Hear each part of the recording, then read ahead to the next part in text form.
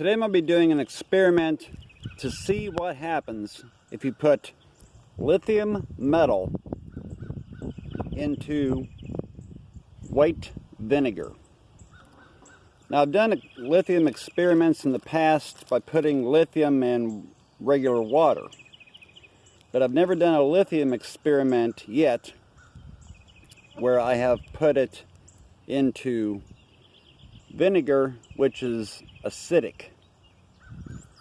So I'm going to open the lithium and I'm going to drop it into the vinegar.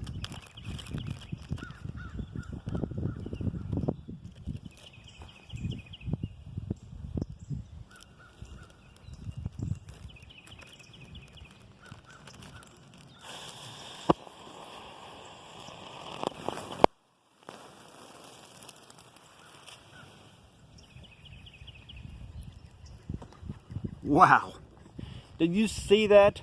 Red flames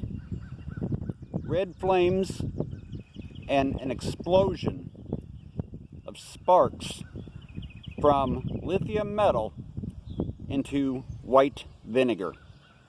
Thanks for watching. Don't forget to subscribe, and I'll see you next time.